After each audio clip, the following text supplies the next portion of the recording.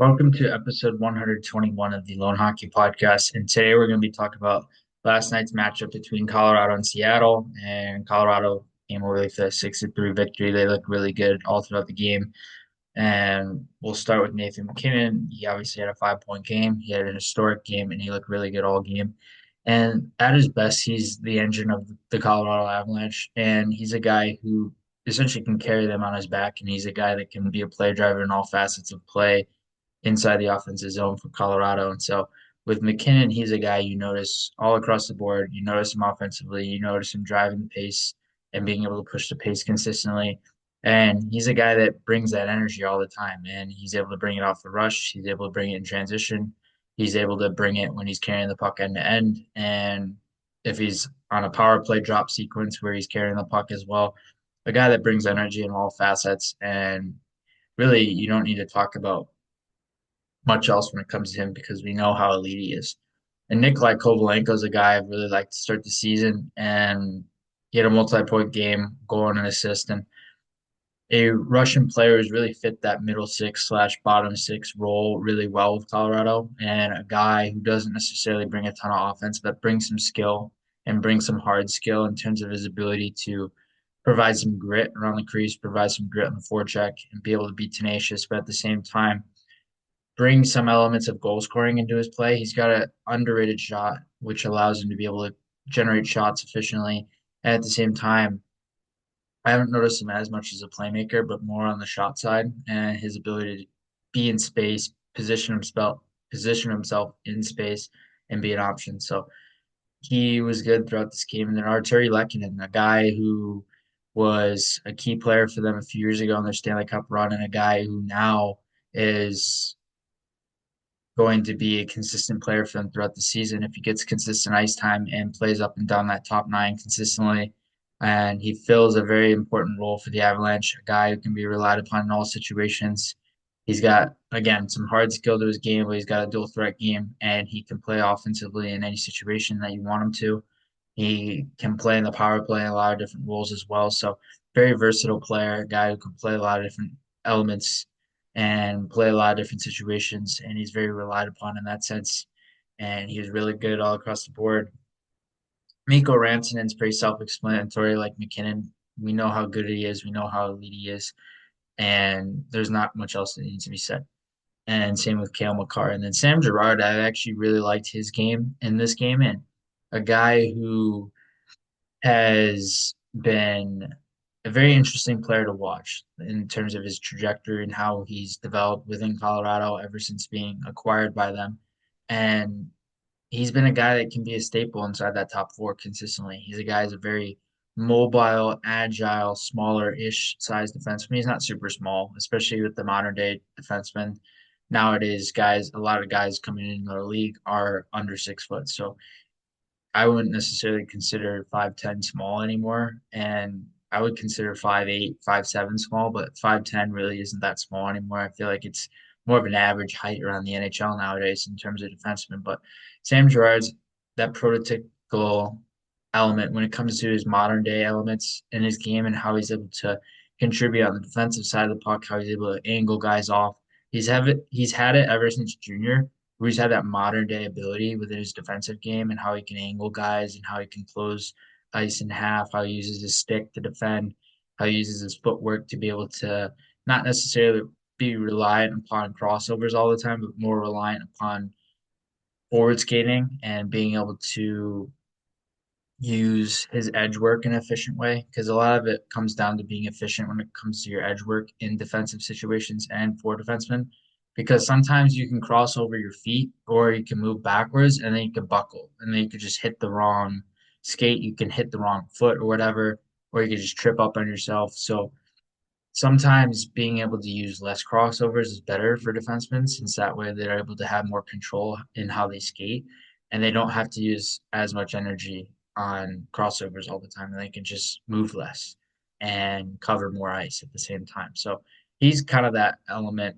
He has a kind of that, let me rephrase that. He has kind of that element where he can cover a little bit more ice and it doesn't need to require a lot of movement within his feet. And Casey Middlestats looked really good for Colorado throughout the season. I've really liked his game. I feel like in this system, this style of system, it fits Middlestats' game really well and way better than he did in Buffalo. And he's looked really good as a playmaker, as a pass first player, a guy who can gain the entry in the O zone really well. And he also has speed with his wingers as well. I feel like that helps him a lot, where having that speed on the wing can allow him to be able to defer off to his teammates when necessary, and it allows him to get easy assists sometimes with that speed coming off the wing. So Middlestat's a guy that's fit seamlessly into the system, and he's looked really good thus far as well. And then Seattle side, Matty Beniers, one of the better games I've seen from him. He's a guy, again, one of those players you don't necessarily notice with the eye right away. He's not the flashiest, not the best with his feet, but his sense, his timing, and the rhythm that he has to his hockey sense is so underrated. It's so underrated. His anticipation is there. I notice his attention to detail and his puck support game and also his forechecking game. And at the same time, I notice his ability to layer inside the ozone is actually really underrated and how he's able to move off the puck specifically. And he's really good at doing that. He just doesn't get a lot of attention because he's not the most flashy offensively. He's not the highest end offensive producer. But at some point in the future, I could surely envision him being a guy that hits at least 80 points. Maybe 90, maybe 100, but 80 for sure at some point because he seems like a player with his hockey sense. He's too good not to be able to get to that number. So very interesting player to watch, and obviously a cornerstone player for this Kraken team. Jared McCann had a multi-point game. He looked really good, and I believe, if I recall correctly, this was his 600th game. So milestone for him. He ended up scoring, and it was a nice goal, nice finish, and he looked good offensively. He looked good at puck support, similar to Beniers in a sense, where I feel like both of them are very underrated when it comes to puck support. And because you don't necessarily notice the crack in a ton. They're not the flashiest team. McCann and Beniers aren't the flashiest of players, but their sense, their timing, the rhythm, like I said, I feel like in terms of their puck support game, it's really underrated when it comes to Beniers and Jared McCann, and McCann looked really good. I've liked his play and very consistent player ever since joining Seattle.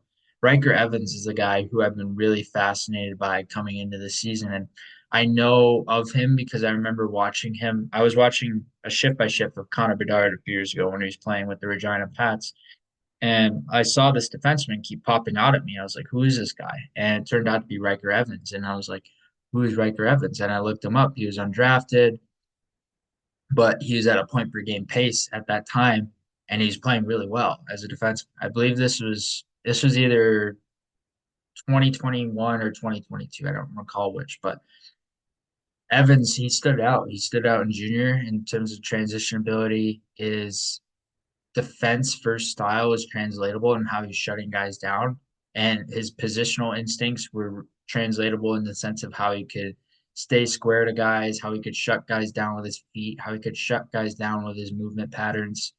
And there was an efficiency in how he's able to defend. And I've seen that translate to the NHL thus far, and even to the AHL. He translated really well to the AHL, and now he's translating even better to the NHL.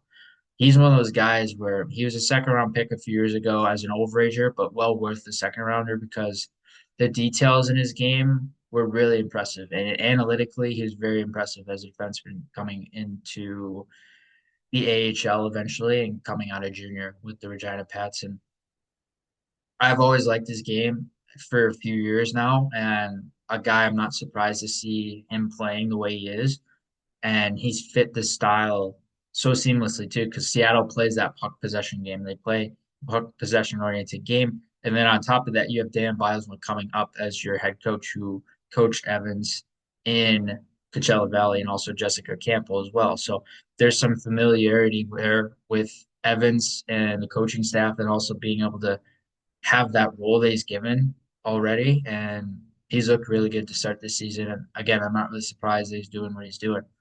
Brandon Montour is another guy that fit this Seattle team really well. And that's another thing. In terms of the money, he wasn't going to get that in Florida, but it made sense why he made the move to Seattle because in Seattle, he has the opportunity to essentially become a number one defenseman there now, and he's been playing and producing at a point per game pace for a defenseman, which is really good.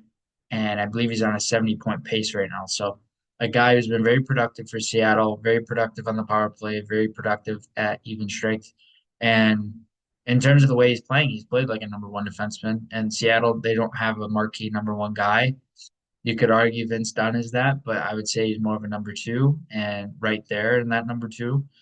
But Brandon Montour, you could argue that he is their number one right now. And he's played a lot of key situations for them. He's been relied upon in so many different situations and settings for them thus far.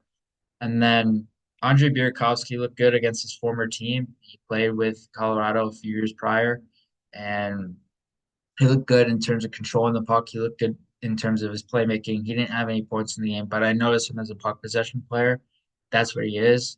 And I would like to see a little bit more of him pushing the pace and transition like he usually would. A lot of it in Colorado, they play transition offense oriented. So with him, he was very relied upon as a transition offense winger where he could attack so many different ways coming up the neutral ice and being able to gain the ozone with speed and also control. So with Burakovsky, you want to rely upon him in transition and being able to be a guy who can be consistent as a player who can generate offense off the rush as well. But Seattle, they look good to start this game. It just kind of collapsed for them towards the end, and Colorado was obviously able to take over in this one.